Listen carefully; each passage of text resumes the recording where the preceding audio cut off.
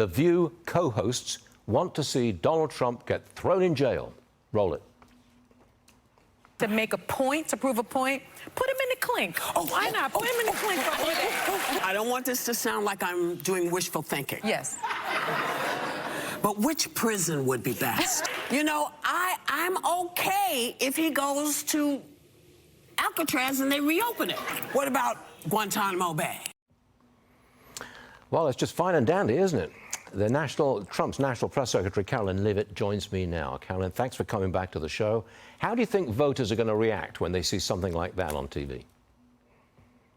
Voters do not agree with these despicable women on The View. They are wildly out of touch with the vast majority of Americans, and frankly, they should seek immediate help because voters are going to re-elect President Trump back to the White House very soon because voters see these trials that are being brought forward against President Trump for what they are. They are sham show trials. They are election interference in an attempt to imprison President Trump. And the irony in all of this is that Joe Biden and the Democrats and these ladies on The View constantly say President Trump is the alleged threat to democracy, when in fact they themselves are wishfully thinking that President Trump will be imprisoned when he has not been convicted of any crimes. That is the real threat to democracy. Voters see that, and that's why President Trump continues his dominance in the polls, not just with Republicans and independents, but he's also picking up historic gains with Democrat constituencies such as African Americans, Hispanic Americans, and union workers. Well, Biden's lawfare strategy against Trump is running into some trouble. The classified documents case has been postponed indefinitely. There's trouble in the Georgia case. Fani Willis could be thrown off the case, and that would just about end the case.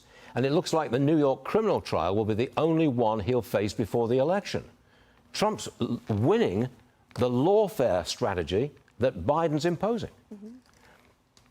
Well, it's because we're fighting for truth in the courtroom every single day. And all we're asking for is fairness, because we know that President Trump is completely innocent of all of the alleged crimes that these Democrat prosecutors have concocted, many of which have colluded with the Biden White House, by the way, to bring forward against the president. The case in Georgia is now being overviewed by the appeals court, which is a huge win. We have long said that Fani Willis should be recused from this case because of her alleged misconduct. It's also our position the case should be dismissed entirely on the merits of the law. In Florida, Judge Eileen Cannon is simply ruling fairly to postpone the classified documents case. There are hundreds of thousands of documents that need to be reviewed. It's Jack Smith who is acting unfairly and trying to expedite this case ahead of the next election. And so we are asking for fairness in our justice system. And if there is any shred of that left, President Trump will be vindicated in all of these cases. He will win ultimately, and he'll win at the ballot box in November as well. As I look at the proceedings in the New York court, I get the impression that Mr. Trump will rather like the judge to put him in prison, because the reaction against that would be very significant. What do you say? Well, certainly that would be a travesty of justice to watch the former president of the United States be incarcerated when he has never committed a crime. There would be an uproar across this country if that were to happen. But as President Trump has said, the Constitution comes first. They are violating his First Amendment right to even speak about this case with the unconstitutional gag order, and he's fighting it every step of the way. Thanks for joining us this morning. We always appreciate it. Come back and see us soon. Thank you. Thanks very much. Karoline Leavitt.